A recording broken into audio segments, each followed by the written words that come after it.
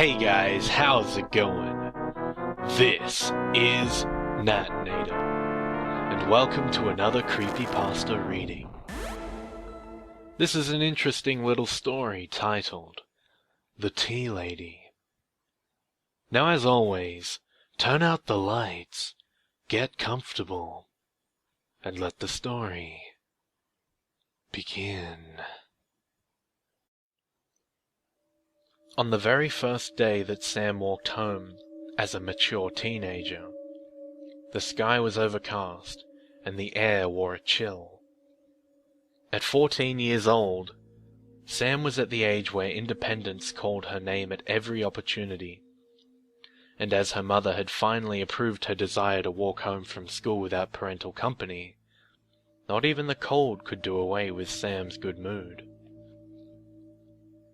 Pulling her coat a little closer to her skin, Sam added a skip to her step, as a fine mist-like rain fell from the darkening sky.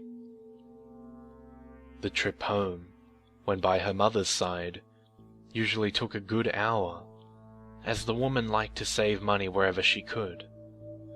Sam herself didn't particularly mind.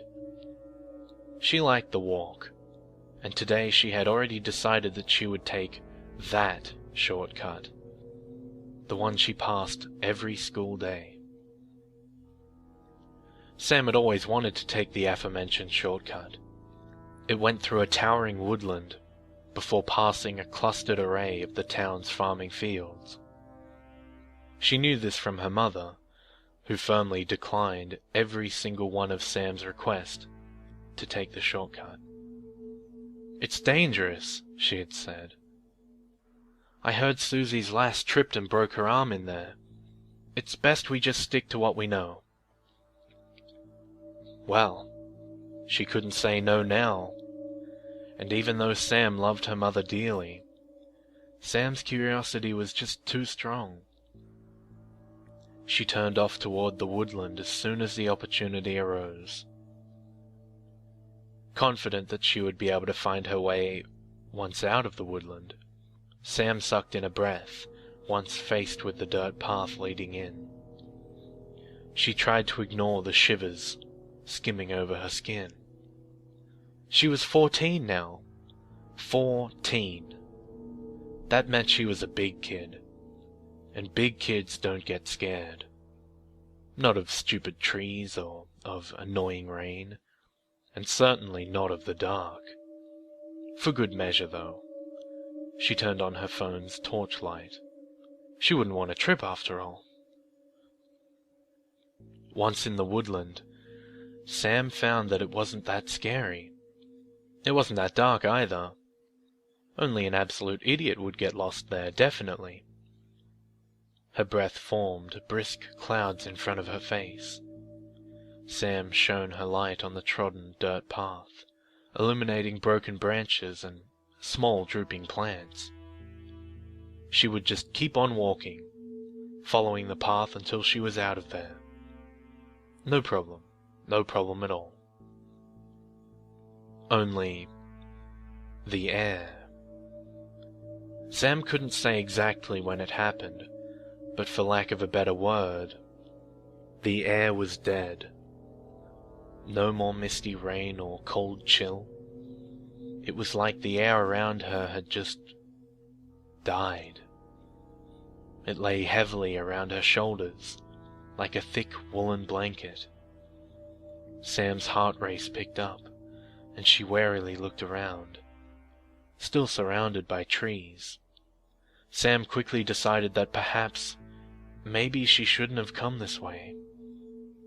It was probably a better idea to have just taken the usual route, to have stuck to what she knew. And then she saw it. The outline of a crumbling, decrepit shack right in front of her. Every single horror story Sam had ever heard filled her head like angry insects.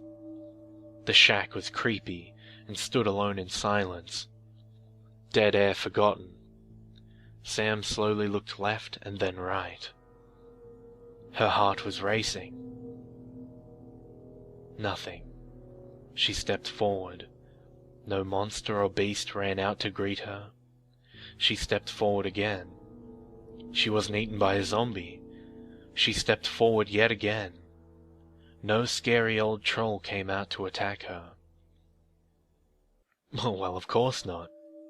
Honestly, the whole idea was ridiculous. Banishing her childish fears, Sam let her curiosity guide her feet and ignored her thrashing heart. Up close, the shack seemed to be standing room only.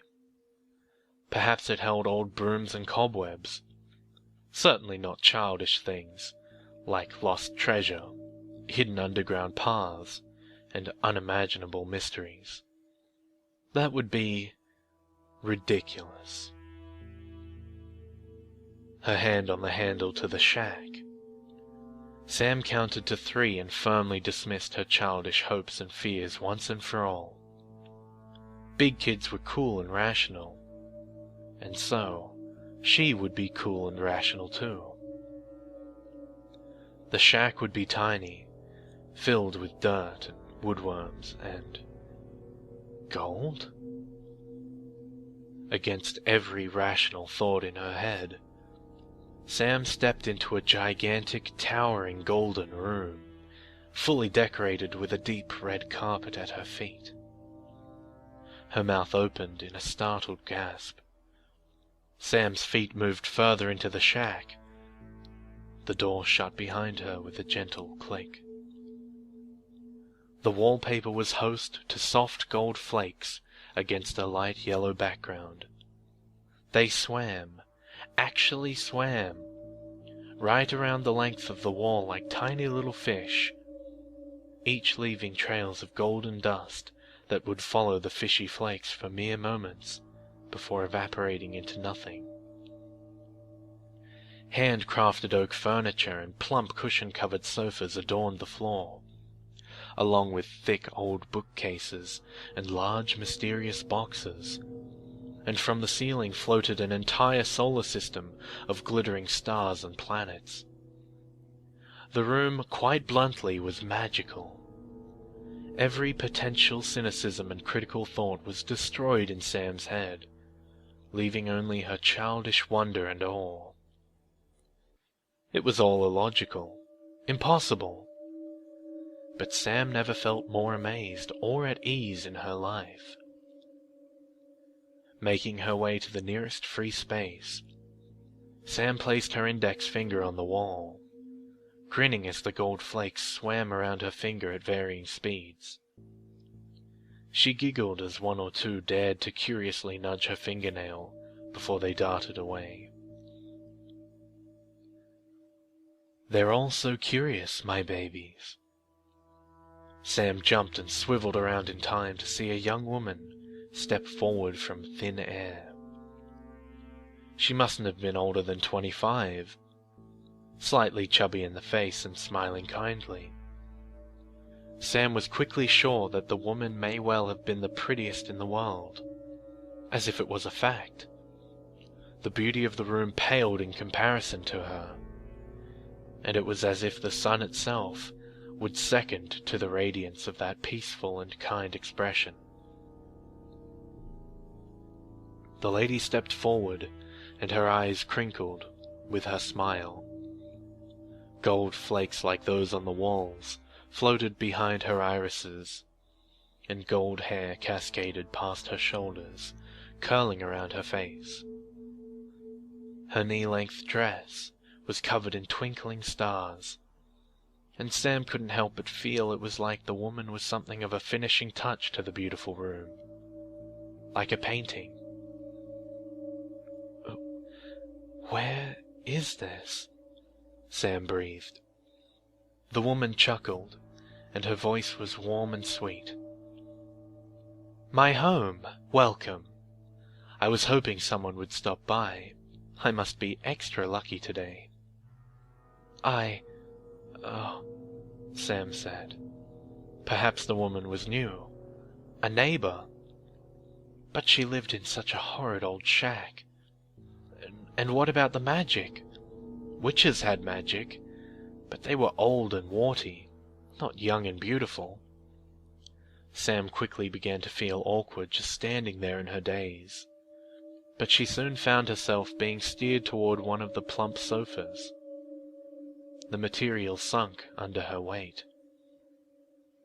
"Tea?" the lady said, and soon a small rounded table sat before Sam. Sam could only nod dumbly, and then the table was home to 3 delicate teacups, steam billowing from the liquid inside. Sam didn't even notice her jaw dropping, as the steam slowly transformed into magnificent shapes. Fairies and butterflies and flowers, all made from the tea's steam right until the illusions naturally broke apart. The most fantastical shape for Sam was the dragon. Sam had always loved dragons, particularly partial to tales of fire and scales and great thundering roars. She stared at it, amazed, rudely forgetting about the woman.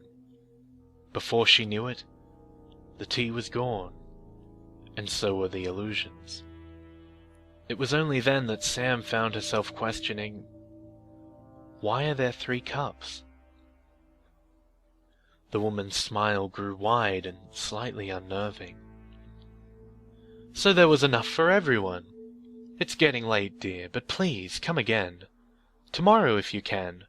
You're always welcome here." Sam nodded, suddenly very sleepy. Fully intending to get up and walk home, Sam instead sat back into the sofa, her eyelids heavy as her breathing evened out into that of sleep. She awoke the next morning in her own bed, with no recollection of how she had gotten home. Realizing she may well be late for school, Sam grabbed her bag and ran out the door, still dressed in her uniform from the previous day. On her rushed way to school, she was filled with thoughts of that magical shack, and of the pretty lady. And it was only Mrs. Hull that finally broke Sam's obsessive train of thought. Outside the gates of school stood Mrs. Hull.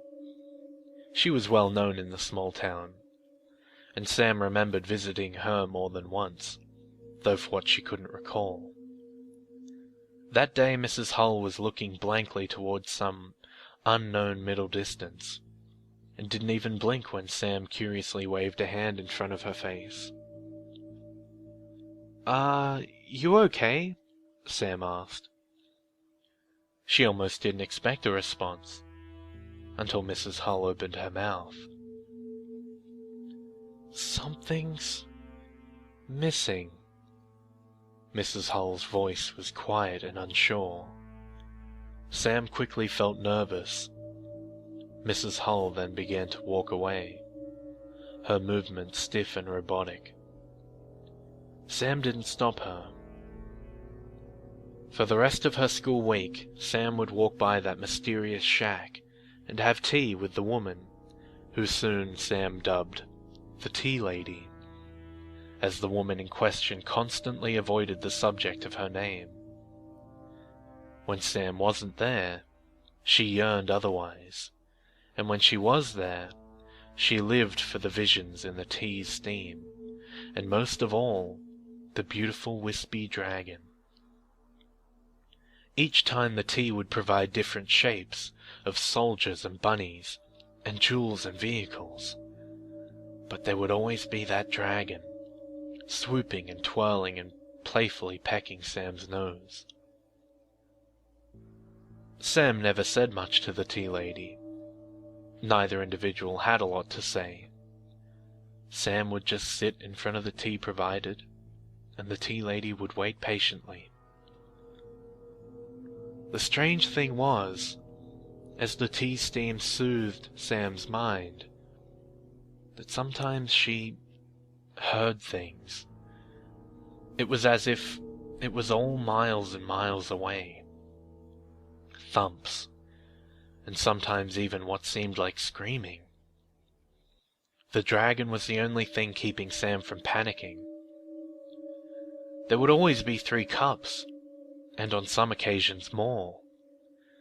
But Sam only found this curious once the tea was gone, and the tea lady would never properly answer her inquisitions as to the number. Instead, with that kind smile, Sam would sleep. Mrs. Hull was sent to a care home not long after Sam saw her outside school. Not only that, but more and more people were quickly showing Mrs. Hull's symptoms. Men and women of any and all ages would stand outside in silence, looking at nothing, eventually claiming that something was missing. They wouldn't sleep, or eat, or smile, only wander until someone took them away. Sam's town gained notoriety fast for the madness, gaining many tourists and visitors, specialists from right around the country in mere days. Sam didn't pay much attention to them. Her thoughts usually stuck only on the tea lady. In mere weeks, Sam had completely fallen into her routine. School, the tea lady, and then home. The weekends couldn't pass by fast enough. It was like Sam was living in a bubble, keeping her distant from the town's spreading madness. Her teacher's constant confusion and the odd gap or two making themselves apparent in her memories. It was only on the third week, on a Thursday, that Sam experienced something different. Despite her class being recently cancelled due to her teacher not showing up, she visited the tea lady anyway, and was soon sat before her tea. In the background, Sam vaguely noted more noise than usual, but then her beloved dragon lifted its head up from her teacup and began to take flight, turning and twisting and dancing, and Sam could only grin widely as she became entranced yet again. And then her teacup toppled over. A long and tormented howl tore at Sam's ears, in what she quickly recognized as the tea lady's voice, and the dragon burst into flames. Startled, Sam looked up just in time to see Ryan's horrified face, as the tea lady wrapped her hands around his neck. What? Ryan! How could Sam have forgotten? Her cousin had come to visit from the city the previous day, and so Sam had asked Ryan to visit the shack with her. Why did she forget? How? And then she began to remember them all. The other kids. Mary, who liked fairies and flowers. Kyle, who adored vehicles. Damien, who loved rabbits. Even some of the tourist children of whom Sam had made friends with. Hannah and Kaylee. Frank and James. And yet, she had managed to forget about every single one of them. She could even remember Laura, her own best friend, who had warily met the tea lady with Sam on the very first day Sam was allowed to walk home on her own. Tears prickled at the corners of Sam's eyes. She had been tricked, leading all of her friends right to the tea lady's hands. What did that woman, that horrible witch, do with them? Ryan struggled against the tea lady's grip. Jolting away from her returning memories, Sam grabbed the fallen teacup and threw it at the tea lady's face. Squealing, she released Ryan and glared at Sam. Her eyes were sparkling so brightly that Sam couldn't even look at them, and the woman was still smiling. But her teeth were pulsing, as if alive, and her gums were writhing like slugs, and her smile was large and unnatural. Warts had burst from beneath her yellowed skin, and her hair was like broken straw above a tattered dress. The worst thing was that she was still beautiful. A woman, A creature so fundamentally wrong struck a planted ore deep inside Sam, and it was as if the tea lady was effortlessly pulling her closer, her arms wiry and twisted, as her bulbous fingers twitched and her broken legs creaked. The tea lady was beautiful, wonderful, but in a way that proved horrific and wrong. Fear guiding her, Sam grabbed Ryan's hand and the tea lady roared an ear-rending screech. Roots crashed up from a suddenly dirty floor. The walls bled a horrid-smelling sludge, and the tea lady continued to scream out in a language Sam couldn't understand. She was glad of that part. Those guttural sounds in themselves made Sam's hair stand on end. Before she could understand how, Sam and Ryan managed to get to the door and make it outside, and so they ran and ran and ran and ran. Sam soon stood outside the woodland with a panting Ryan. They were safe. They'd be okay. They had escaped. It was... "I always make enough tea for everyone, dear." Arms wrapped around Ryan's neck, and he was dragged backwards into the woodland without even a yelp. In that moment, Sam was sure she would never forget his last horrified expression. And then Sam woke up in her bed, confused. Did she fall asleep again? She sat up and saw her school bag at the end of her bed, right by the pajamas she had forgotten to put on. She lay back and smiled. Sweet memories of that lovely shack, and the tea lady's magic filling her thoughts like honey. Sam couldn't wait to see it all again. The wonder of that beautiful, friendly place. But perhaps, for once, she could try and bring a friend. It was all much too great to experience on her own.